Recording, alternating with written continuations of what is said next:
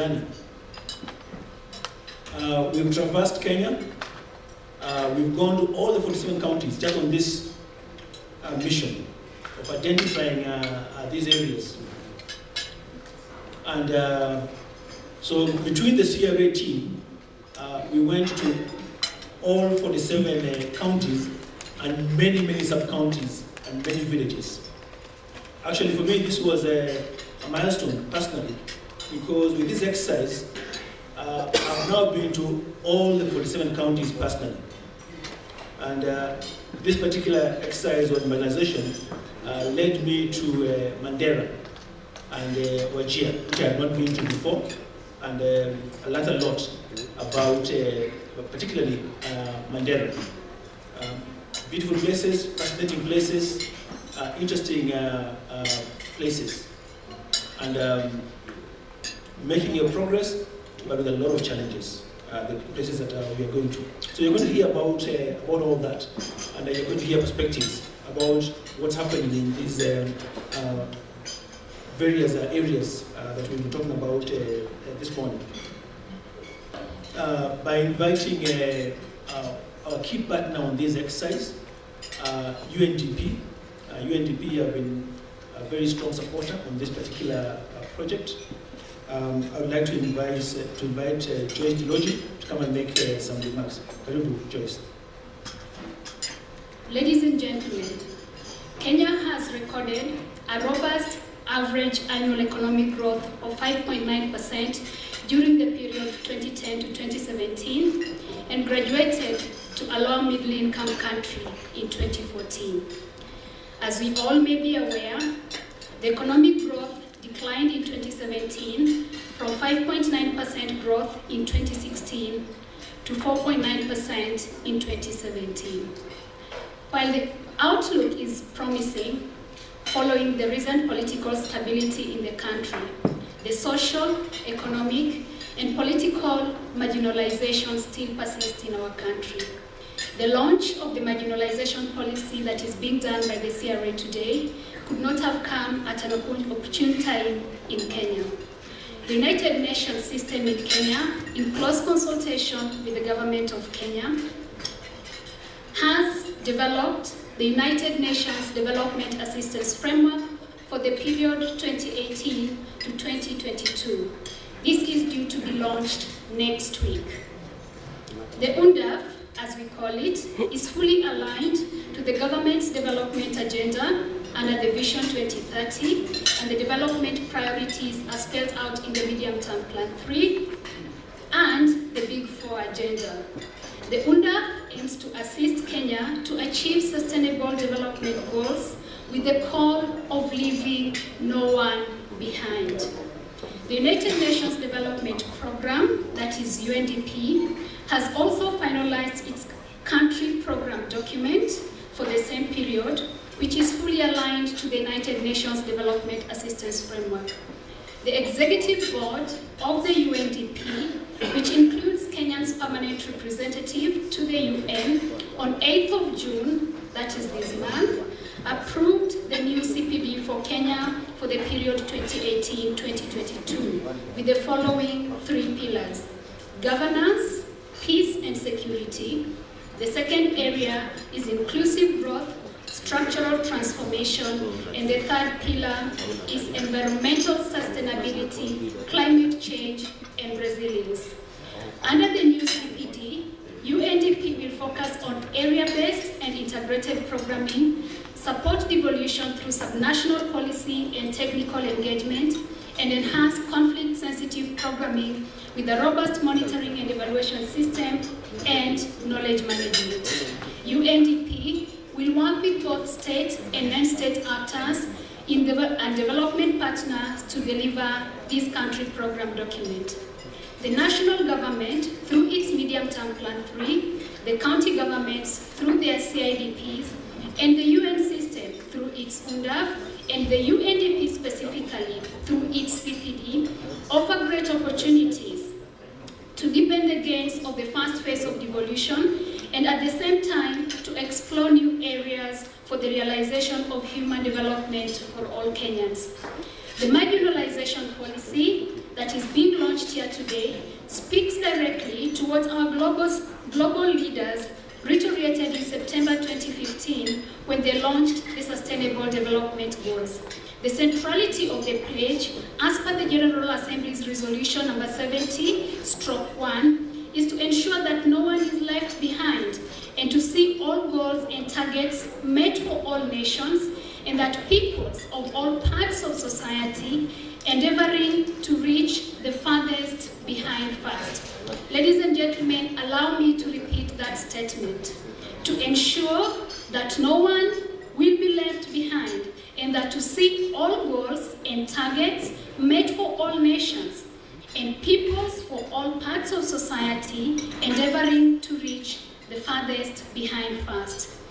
UNDP notes the Commission on Revenue Allocation the Commission on Revenue Allocation has adopted a highly consultative and participatory process in development of the marginalization policy, as has just been explained by the CEO here.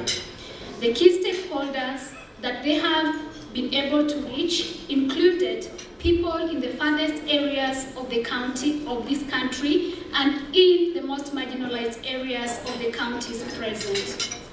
We are happy to have been able, as UNDP, through the generous contribution of key development partners present here today, we are happy to note that CRA has used key lessons learned from the implementation of the first phase of the marginalization policy to develop this new marginalization policy.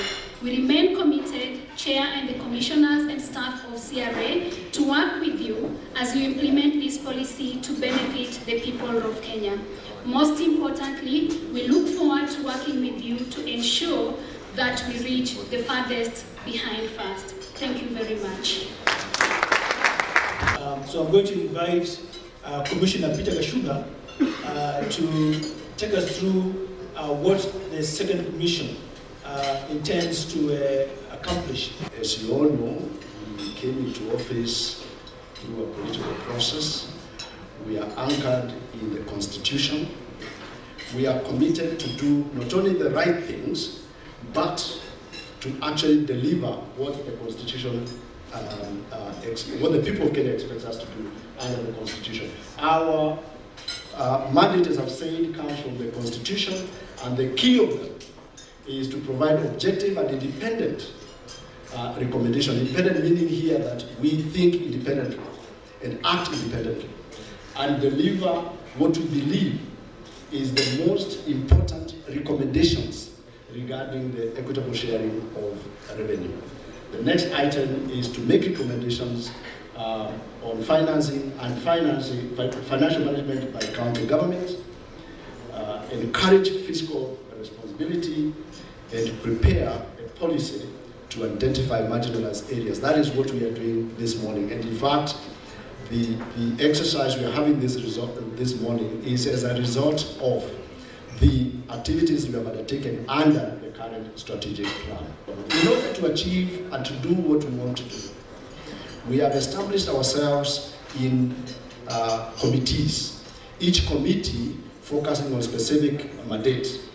And as listed there, I can read very quickly: Division and Allocation of Revenue Committee, Public Financial Management, Revenue Enhancement, Equalization Fund, which is what we are doing today, and the Stakeholder Management Committee, Audit, and the one that looks at internal operations, that Finance and Admin Committee. Broadly, we intend to deliver an equitable sharing of revenue in ways that we believe suits our high profile and the importance of the Commission. That is through engagement, smart strategies, and therefore when you look at the policies and the formulas that we produce, we want to make sure that we have very, very little room for people questioning, how did you get there? What variables did you consider? Who did you talk to? We also intend to ensure that by the time we leave office, we have an identifiable things that people can look at and say, indeed, we have enabled and we have managed to get some sense of prudential financial management within the county government. We also want to ensure by the time we leave office, we can actually track and see when we came into office, this is where the own source of revenue numbers were. And by the time we leave, this is where we are. But in order to do that, within the commission, we have some very, very hard-working people. We have a team of commissioners that are determined and dedicated to this exercise and to this work, but no one is perfect. So we have to keep improving, and that's why we have the institutional capacity building to keep doing the right things in order to keep delivering what the people of Kenya expect us to do. Yes. And now distinguished guests, good morning. It is our pleasure, it's a joy as a commission to see you join us today on this really important day for us. But maybe before we get to the policy, I want to introduce the commissioners who are present, just so that you know the faces of the commission. I don't know if we have a microphone, it will be used. It will be important that you hear their voices. Our development partners, and now distinguished guests, good morning. It is our pleasure, it's a joy as a commission to see you join us today on this really important day for us. But maybe before we get to the policy, I want to introduce the commissioners who are present, just so that you know the faces of the commission. I don't know if we have a microphone, it will be used. It will be important that you hear their voices as they introduce themselves. I think we have the Vice Chair, Commissioner Humphrey Watanga. Thank you, Chair. My name is Humphrey Watanga, Vice Chair of the Commission. Waresuji, Commissioner CRA. Irene Asienga, Commissioner CRA. Evan Luyubi, Commissioner. Peter Kimoyo, Commissioner. Article 216 of the Constitution is where we find, or we anchor this whole policy that requires that the Commission defines or determines who is marginalized, and in that regard talks about marginalized areas. And number two, come up with a criteria which sets out how will the equalization fund be shared among those who the Commission identifies. Second, so to bring life to that mandate, the first Commission published the first policy in the year 2013. And in that policy, they allocated 12.4 billion shillings to be implemented through specific projects that were identified. That policy is still ongoing. There was a bit of a slow start, and the projects will continue even as we craft this second policy to the point where those projects are completed. Secondly, Article 204 of the Constitution is the one that established the Equalization Fund, which is a national level fund meant to improve access to roads, water, health, electricity, among others. And once the Commission completes the policy, the Equalization Fund Advisory Board is the one that then takes it over, goes out into the field, works with communities to identify the specific projects that will be implemented during the term of the policy. The Equalization Fund Advisory Board is actually seated at the Treasury. The chairperson of that board is the PS Treasury, and we're expecting them to join us today. And the other members of that board are the principal secretaries in the areas that are identified for funding in the fund. That is the PS in roads, the PS in water, the PS in health, the PS devolution and treasury. So everywhere where the line ministry has a project, that principal secretary sits in the advisory board. And again, it's a national level fund. That is why it is currently implemented through line ministries. So the work of the Commission ends at the point where we craft the policy, allocate the funding, we hand it over to the board to implement projects. And like I said, the Constitution is very clear that 0.5% of the last audited and approved revenues will be used to share, will be allocated into the fund, and that is what we shall be allocating in the next policy. And currently, 0.5% of the 13-14 audited account is about 4.68 billion, which is what has been going into the equalization fund. So in the second policy, we'll be allocating the balance. The money that was never appropriated in the first policy, through the past policy, the allocations through 2011-12, 12-13, 13-14, then 17-18, and 18-19. So what will be appropriated will start with the monies that were actually put in the equalization fund, but not yet appropriated.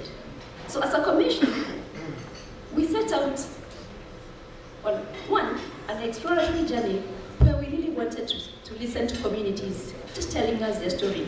You had heard a lot of that from the video. Number two, we also wanted to see what data tells us, because you can never argue with data. So we worked with the Kenyan Bureau of Statistics using the last official data that exists. And the first question we asked them, what is the lowest unit of analysis?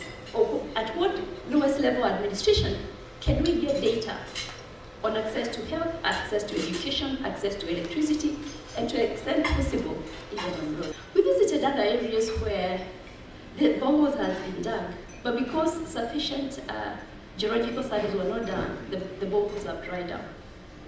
So it's a mixed story, but a story I'm sure we're all familiar with. How mothers and girls, particularly mothers and girls, take a lot of time fetching water instead of engaging in more productive activities. And as you can see, it's not clean water, it's water that is shared with animals, but that's what they have to do with. We listen to the story about roads. And as you can see, even where they've been able to do some roads, they get washed away over the seasons. And you can tell from the state of that road, it's going to require a lot of capital investments to actually do a road in these areas that can withstand the different times and seasons, and particularly when you have France to happen, as is the case here. So we then looked at the story of education. Again, the status of the infrastructure there is not new. But one of the challenges, which was very common among nomadic pastoralist communities, is that the students are very few, because when parents move in search of water and pasture, then they don't have critical numbers to qualify even to register at examination centers.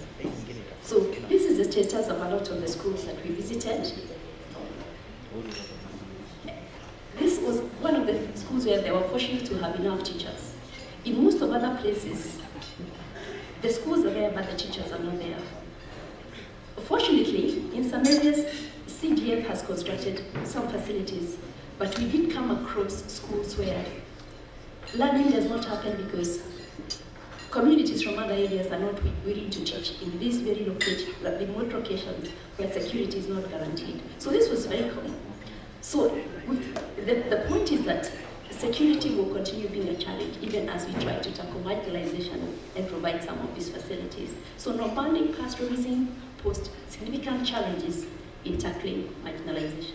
In one of those places, mothers were telling us there's a place they call the bush maternity, because by the time you go into Riba, try to get to the health facility, you actually can't get to a facility which is several kilometers away. So what you see here is an example of one such bush maternity, which we visited in Baringo. This is where mothers deliver and recuperate before they go back home.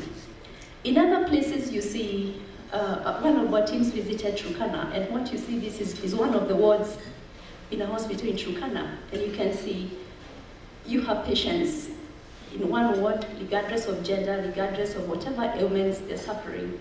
But that is the status of the health facilities in most of the places that we visited. So we put all this together in the index and learned from the worst to the best. So we had a robust discussion in the commission, and agreed that we cut it off at the bottom 20% and attempt to tackle extreme marginalization penalized areas. Based on 2009 population, this is where 5.6 million Kenyans live. These are the ones we call in the bottom 20%. They're spread along 111 constituencies, and they're actually in 366 wards. Because one of the things that everyone wanted to know, why are you using sub-locations? Yet the new constitutional dispensation has different definitions. So we agreed that after we identify at sub-location level, we can then aggregate to ward level. So although we have 1,424 sub-locations, we actually agreed that for the purposes of implementation, this can be done at the ward level, which then reduces to 366. And in some cases where we identify, for example, just one sub-location, we have one sub-location in Trans Nzoia, one sub-location in Rwanda, this will only get about 4 million shillings, while the bulk of the money sits in the Region 14.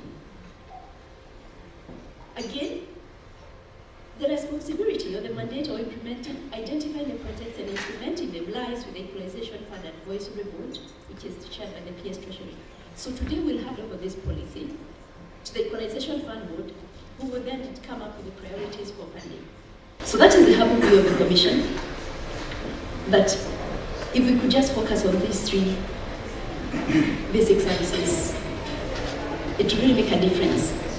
And again, there are other national funds. In the case of electricity, some places, yes, they say electricity is a priority. But the prayer of the Commission is that because there are other national government funds, like the last mile project, this could actually supplement and complement what the Equalization Fund does. And again, in line with the vision of the Commission, it is our humble view that this is dedicated for the next 5 years. No Kenyan will be left behind. Thank you very much. During our visit to the counties, I had the opportunity to transverse West Pokot County.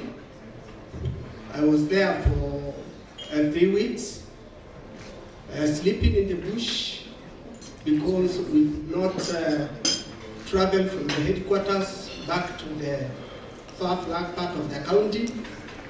In one area, that's the north part bordering Turkana, at a place called Alale, I had personally to go to the villages and get busy so that I can take care of my team in West Pokot. And we slept comfortably in how the pastoralists can live in the bush and survive.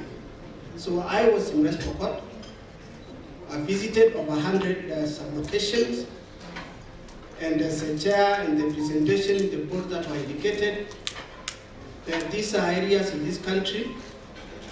West Pokot, like any other pastoralist areas in this country, these are people who are behind. These are people who completely lack access to clean water, health services, and particularly the most critical item which is lacking in these areas is education. It's education. These are people who now they are about to start opening their eyes. They want to recognize now education, but there are a lot of challenges. In one area of West Pokot, these are people who their livelihood entirely live on livestock, and they move regularly from one area to the other with the insecurity. And you find that they have mobile schools where particularly their schools are at night, in the evening, because daytime is to take care of their livelihood, which is a livestock. So you imagine that situation in this country where you have students, children, learning at night with their teachers, and daytime they are in labor, they are looking after the livestock. This is experience, a unique experience, and it's cutting across most of the pastoralist areas in this country. The main thing why these areas are still behind is because of education. And to transform the livelihood of pastoralists in this country is practically to provide them with the proper education, boarding schools. That is what will transform their life in the next 15, 20 years. And they'll be able to be integrated into the economic and socio-economic life of the Kenyans, of the economy. West Pokot is a very interesting topographically county, for those who do not know. It's very hilly. You've seen a place, Subuko, they have a major permanent river, yet they have no bridges. So when it rains, like the rains we experienced for the last 2 months, completely there's no communication. These people cannot move. Again, because of the hilly topography, there are no roads. To deliver, to get access to health services is a major challenge. So whereas the majority of the people we have visited, the areas we have visited, the emphasis is about water, health, and education, but in some areas you cannot access these services unless roads are provided. That is the experience I had in West Pokot, and it's a common experience, and it's a common in most of the pastoralist areas in this country. So with that, that's the experience we had in West Pokot. Thank you.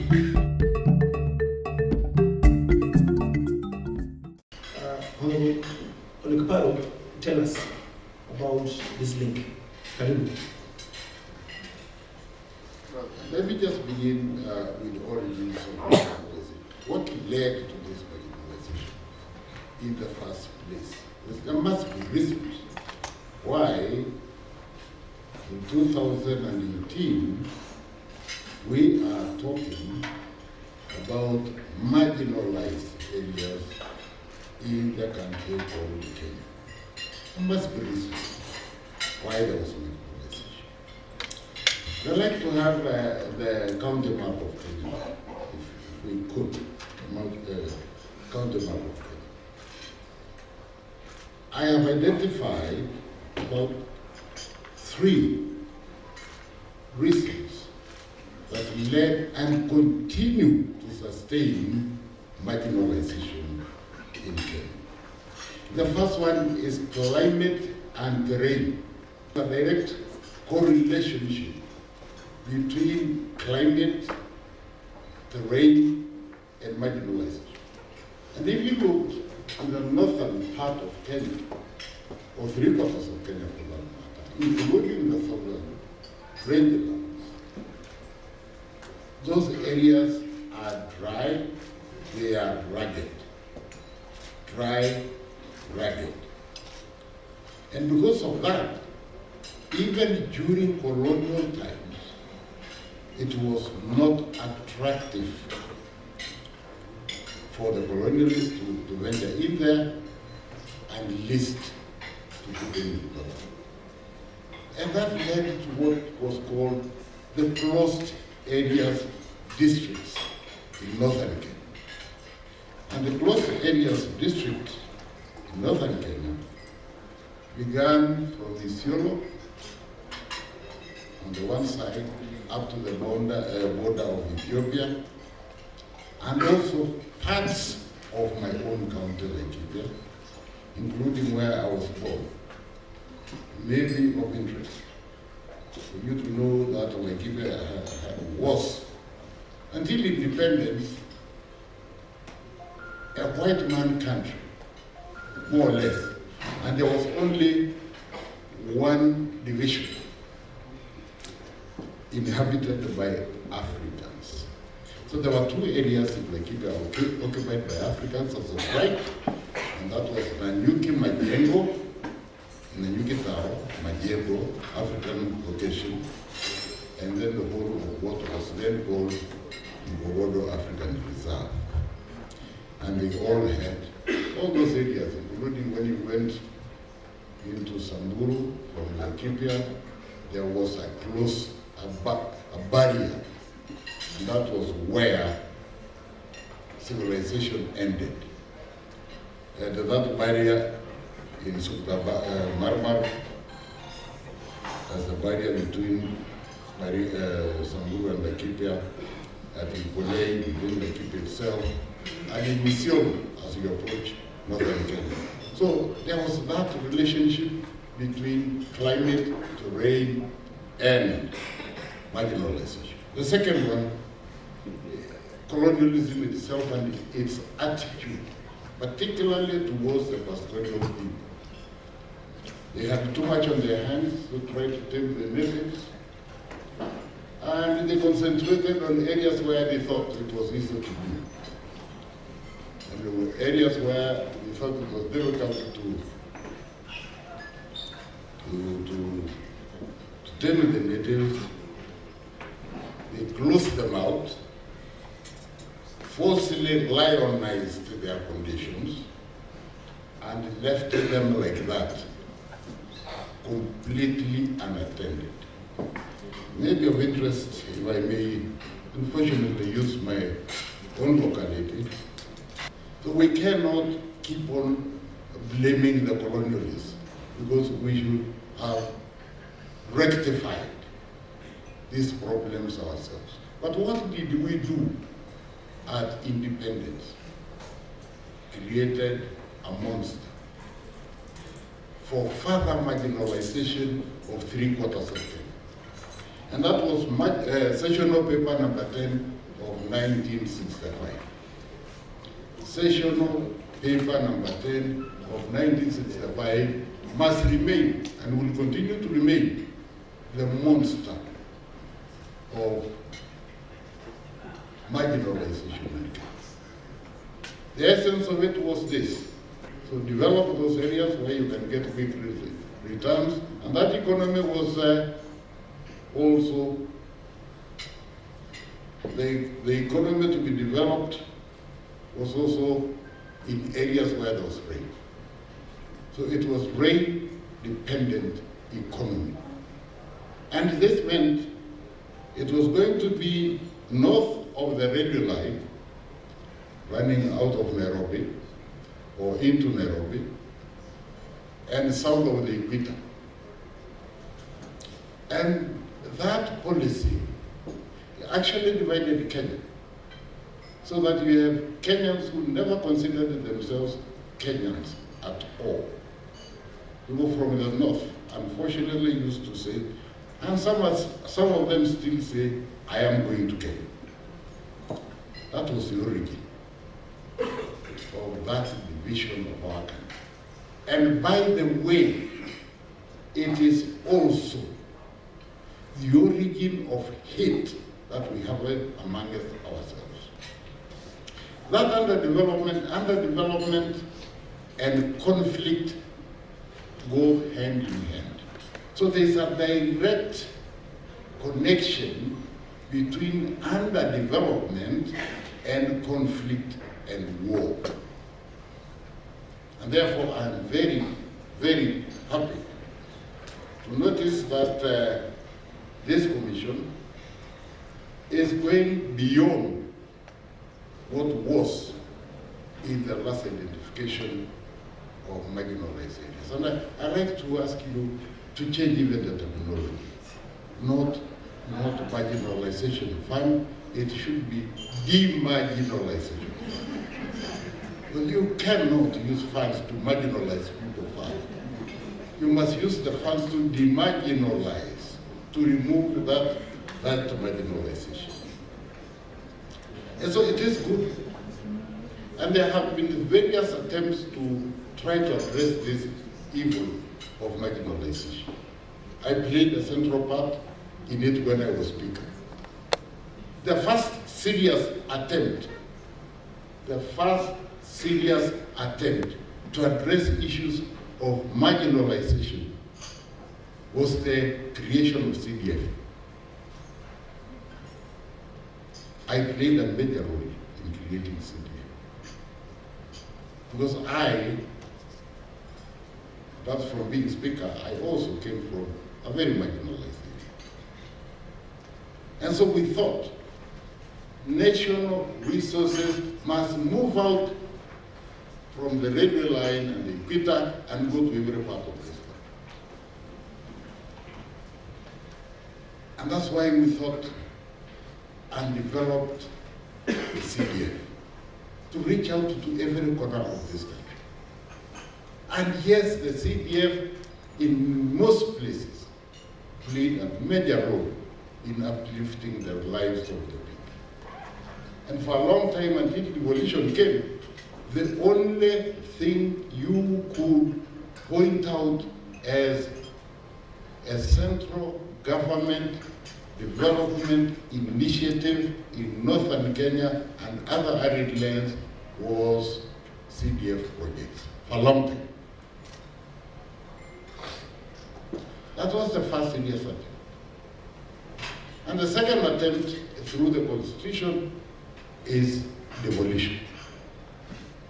And devolution, by and large, has done a lot to address the issues of marginalization and inequality across our land.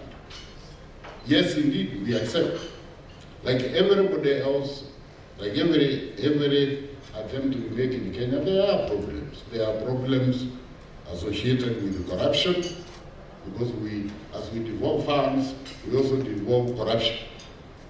As we devolve funds, we also devolve nepotism. As we devolve funds, we also devolve marginalization, even at the sub-county level. All those problems we face as a people. But at least there is that beginning. I'm not trying to hurry because of time.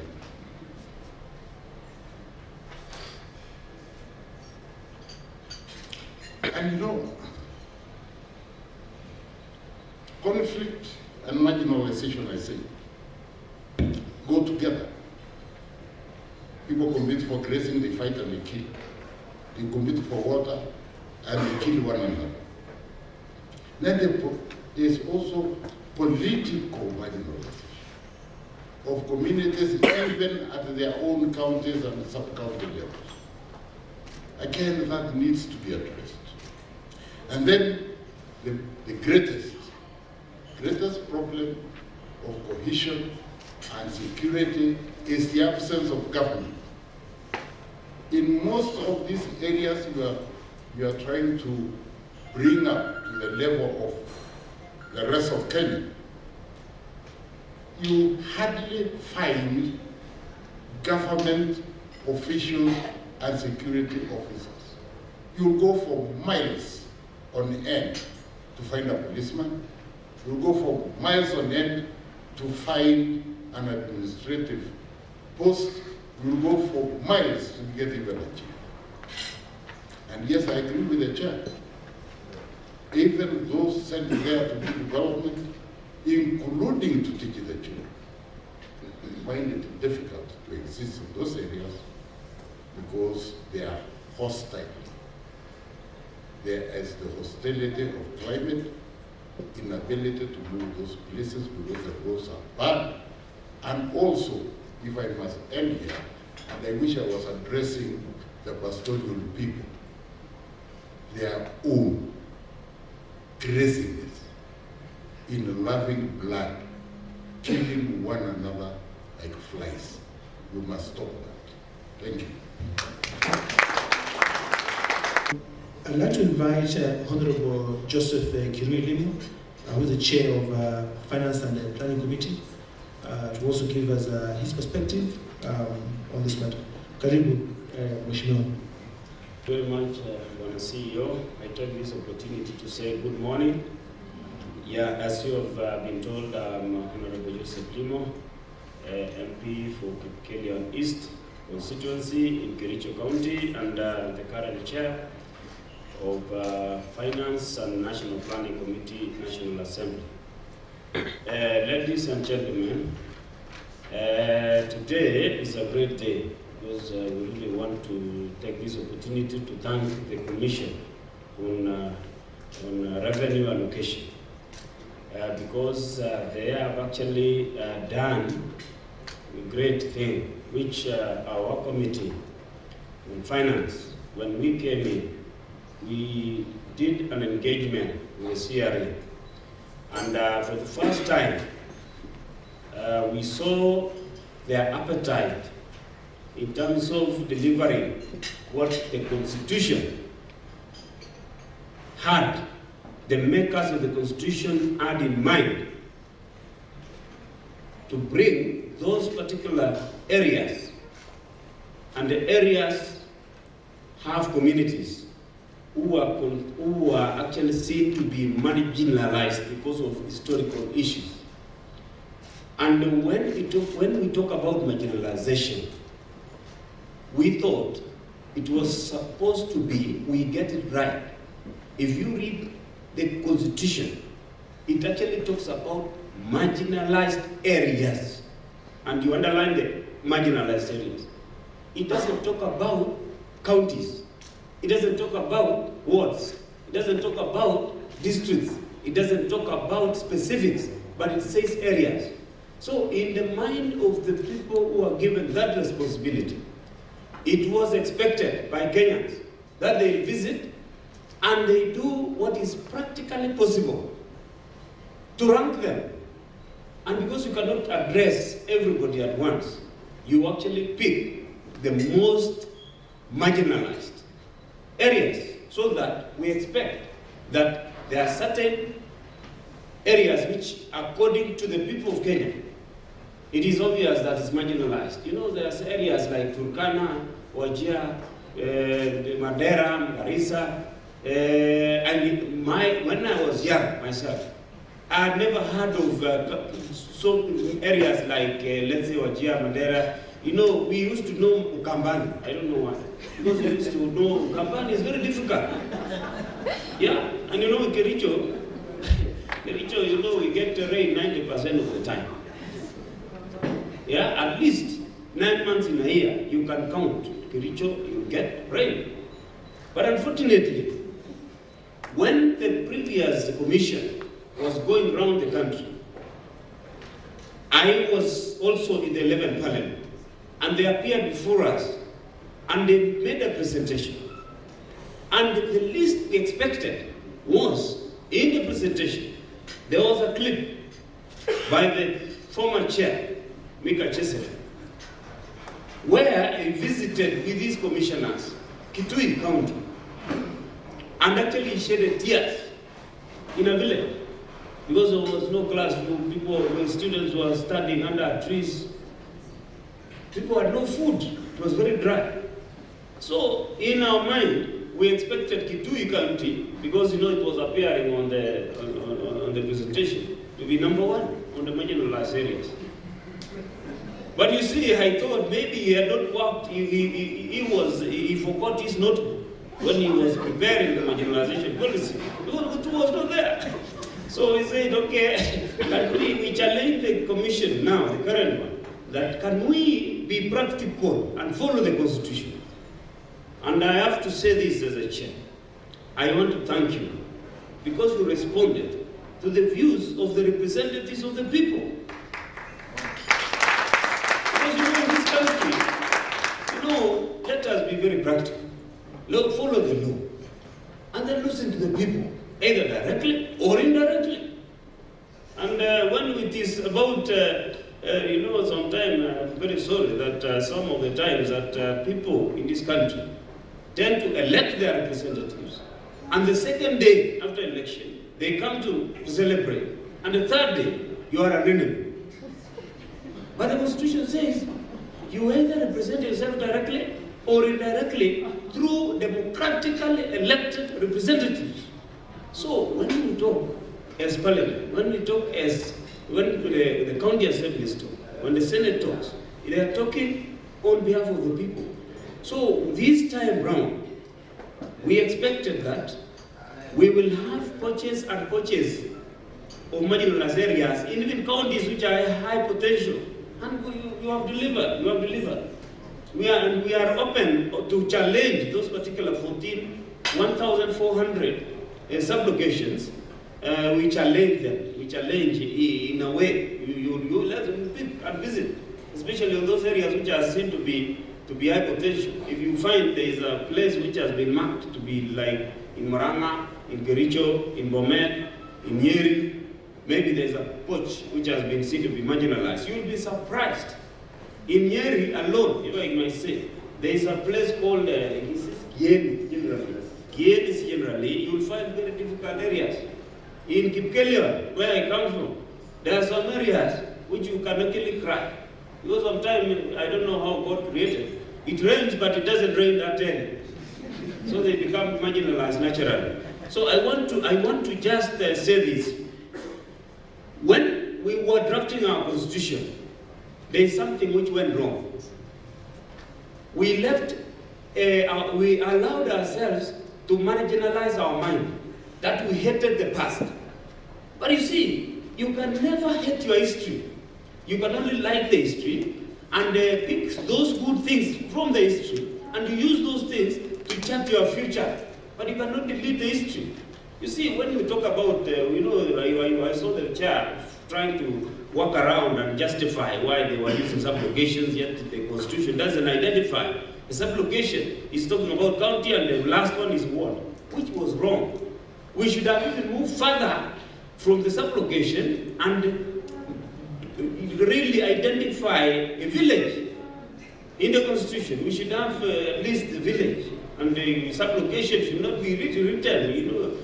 We've hated the provincial administration. But the fact is, they play a key role. And they have brought us to where we are.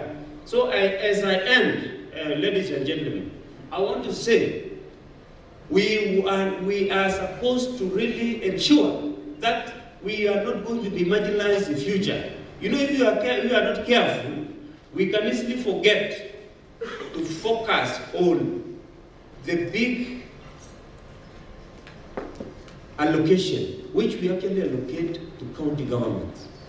Right now, when we're talking about marginalization or demarginalization fact, I agree with you, Madam Speaker, that we need to change that name. We are demarginalizing the areas, not marginalizing the areas.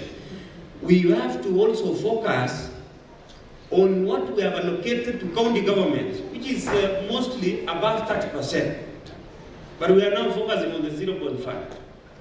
Let us also focus on what the county governments are doing in those particular areas. Ladies and gentlemen, can we look at the 10 billion on average that we allocate to Turkana County? Are they able to improve the lives of those people? Let us look at how we are going to approach delivery of service in this country. We focus on punishing those who have not managed the funding well. But we forget to reward those who have performed well. In school, if you focus on those who have failed, beating them, and you are not rewarding those who have performed well, you will not actually encourage those who are not performing to move to the performance level. Because we are not actually rewarding. And we look for a way of rewarding those particular counties, those particular wards, those particular constituencies who are performing, so that the ones who are not performing will see the benefit of performing in this country.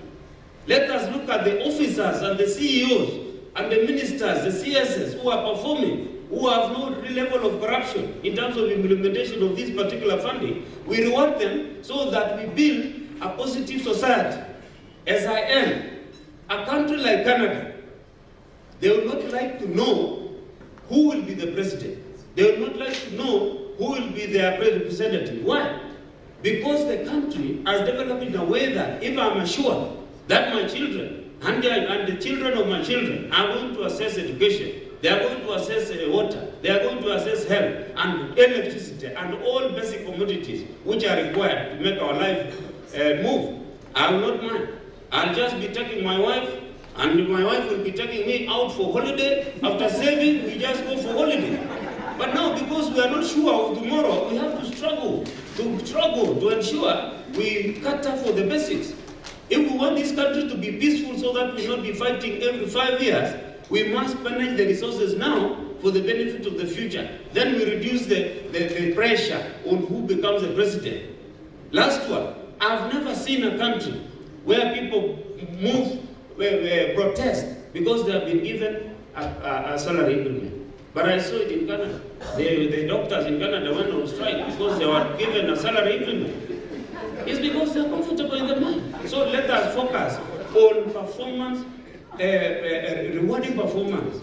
World Bank currently is implementing what they are calling performance-based funding, where they ask you as a country, we will fund a road from here to Mombasa. But fund it first, then we refund. Fund it first. Build the road, I will give you the money. Can we look for a way of looking at amending the allocation of funding to counties and say some of the portion will be for rewarding counties which are performed. So if you want a road, we say 10 out of 30 roads you want to build. Build fast, using your own source revenue, then we refund. That is where we will move away from dependency tendencies of this country. Thank you very much. God bless you. Senator for Makueni, and also the Vice Chairman for Senate Committee on Finance and Budget. Karibu, Senator. Thank you, Chair. Thank you, CEO. Thank you for promoting me, but I'm not the Vice Chair. All the seats in the Senate for Chairman and Vice Chairman were granted to the majority party, Jubilee. Anyone was available on Friday morning, so I speak. First, I would like to congratulate CRA and for what they have done in the last 1 year, and make a very political statement, which is that I would like to thank the chairperson, Jane Kiligai, for leading this team. Sometimes I'm criticized for these comments, but this country will change the day we elect a woman as president.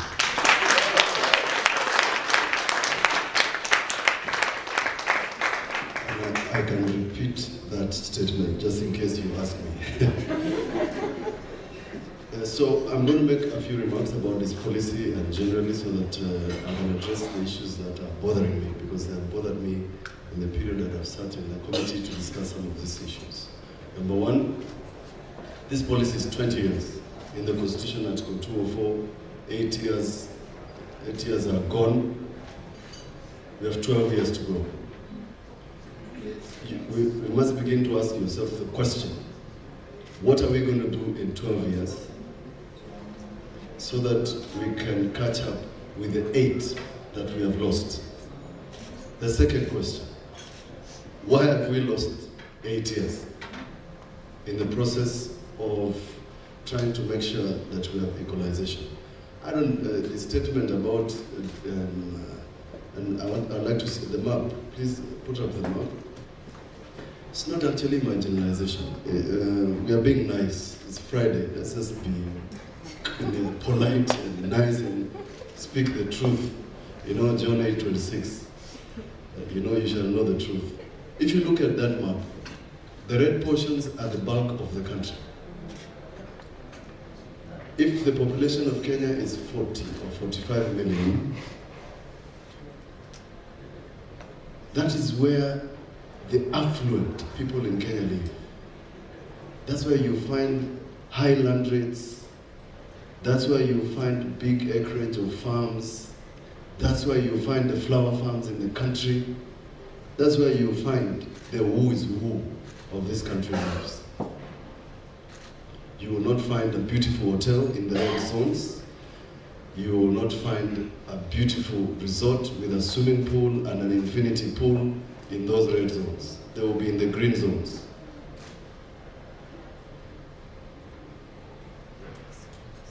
So there is a problem. My client and chairperson, Honorable Kaparo, mentioned the railway. If you read the story of the railway, you will see that it crosses from Mombasa to Kisumu on the green zone. The Mombasa-Nairobi highway, the same. That's what the colonialists left, together with the Indian coolies. It simply means since 1963 we have done nothing. The third fundamental question I want to ask, what have we been doing with the budgets since 1963? I'm going to answer that question at the end. The 0.5% in Article 204, 0.5. You must start asking, did the drafters of the Constitution have the information that the Commission on Revenue Allocation have to determine 0.5%? The answer is no. 20 years, the answer is no. And let me tell you, is it possible that if these regions, which are the majority of the country, have been marginalized for 50 years, you need 20 years to equalize them? Because the word is equalization. Is it possible with 0.5?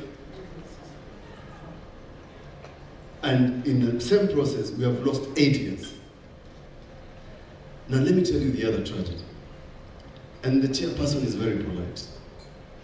We're using audited accounts of 2013. The chairperson should have told us what would be the correct kitty if we parliamentarians, now I'm taking responsibility for everybody, although this is the responsibility of the National Assembly, let me just say I'm equally to blame, I sit in Parliament.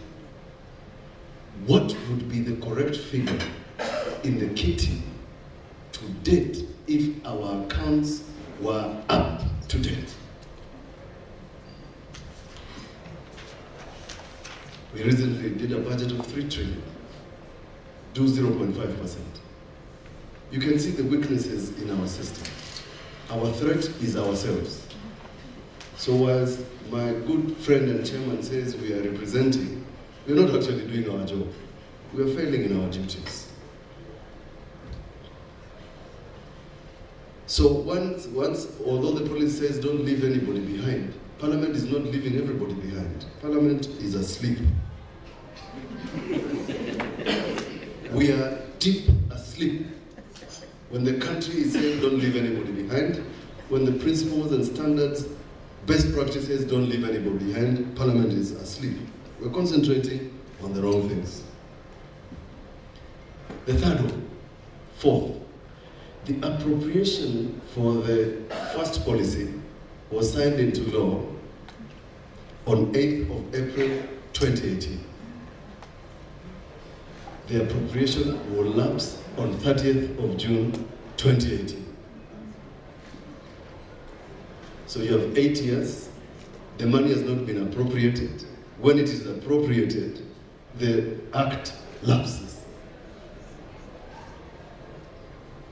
Am I saying something? So, whilst we are struggling with the first marginalization policy for the 14 counties, we are already behind by far. When are we going to catch up? You mentioned the question of identification of the areas. Now, we do not want this thing to be as fluid as the politics of this country. The Constitution identifies counties in Article 6, 47 of them, divides them into constituencies and wards. Sublocations change according to wishes of the government of the day. It is like a roadside declaration. Give these fellows a sublocation. So, what is the best method of ensuring that these sublocations, these areas don't shift? Because you can allocate money to one location or a sublocation and it mutates.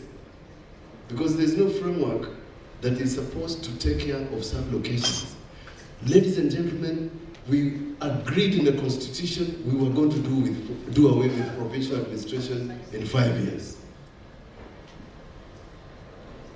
This thing is called the proverbial Mussolini tank. You make 10 steps in front and 18 backward. So constituencies and wards under Article 89 have a cap of 8 to 12 years. So you cannot interfere with them. So our advice, and it's advice based on the Constitution, not based on any other wish politically otherwise, is that it's far much better to identify the locations by name and then put them in an area which will not change, depending on the wishes of politicians or other extraneous factors. And you can see the delimitation is 8 to 12 in the Constitution. Therein lies some element of protection, because we must insulate these funds. Now, there's another monster, which the chair didn't mention, but I must mention. Chair allowed me to mention these things because I will not sleep if I don't. We established regulations so that we could find a method of dealing with these funds. Those regulations put in a board. That board is executive. We made proposals that board is too executive. Too executive. Too big, too executive. In the regulations, it had a 10%, what they call it, administrative costs. We proposed, they changed them, they didn't change them. Now they are saying it's 4% or 4.65. That never came to Parliament, so it's somehow discretionary. But let me tell you what the tragedy is. The allocation for the administrative cost of that board was 569 million. It was spent in 3 occasions by hiring choppers to just fly around. I'm not going to be nice. You can't talk about marginalization when you're misusing funds, when people are suffering, when we are watching pictures like this. It's a terrible thing. I have proposed drastically that when CRA was identifying these marginalized areas, they should have saved this country a lot of time by coming up with the projects. Because now, you have how many locations, Chair? 12, 14? 14, 24.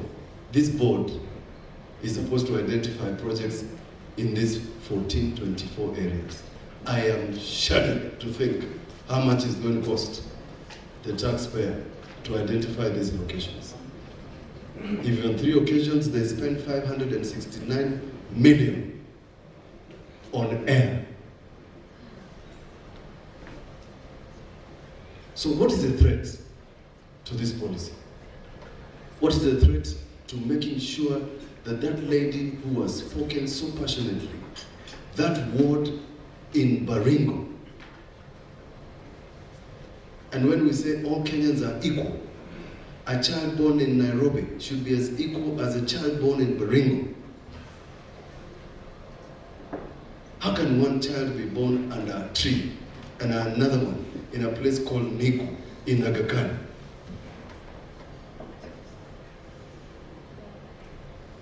So let's discuss these policies with the truth. Because if we don't include truth in some of these things, we are going to come back after 10 years and lament about how long we were colonized, like my good friend Kaparo is saying, and how long the colonials should have stayed around so that we learn some lessons. As I finish, devolution was supposed to answer some of these questions. But the devolution structure gets a minimum of 15% of the total kit. So where is the other? Have you heard of the principle of removing the speck in the eye without looking at the log in yours? Biggest problem is at national level. Have we truly devolved? Because devolution under Article 187 is not devolving lip service, it's devolving resources. If you say you have devolved health, allow counties to purchase equipment that they need. Don't purchase it for them at 4 times the cost. That is called devolution.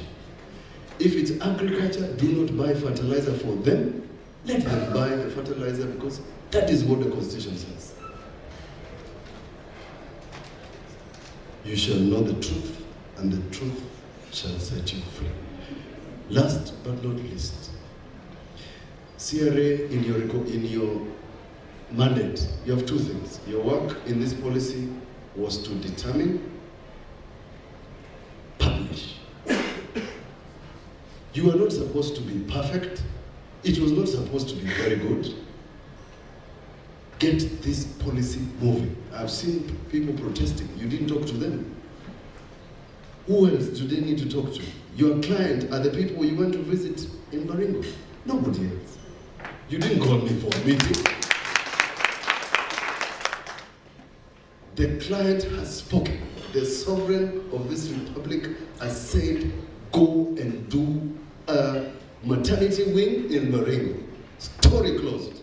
Get on with it. We'll deal with these other people later. Chair, do not worry about them. But the law says that you determine financial management of and financing of. The financing of you have done. The financial management is this, is that unless we can rid this country of bad management of our resources, we will never achieve this. Even if we put 50 years, we will never achieve it. If people continue pilfering funds, I read an article, somebody said, that the president should not concentrate on the 28 billion that appears to disappearing in corrupt hands. He should worry so much about the 99 that is going to good use. Can that be a correct argument, really?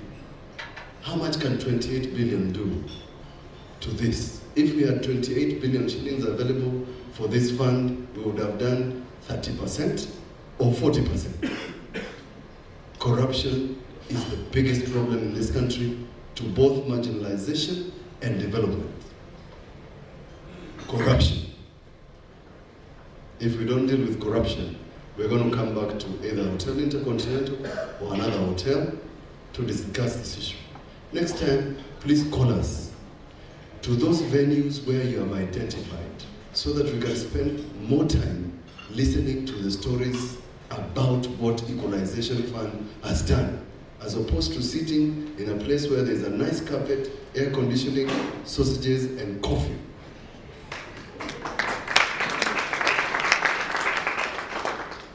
Let this be about the people who matter, the people of Kenya who have enabled us, we the leaders, to continue representing them. For those remarks, thank you.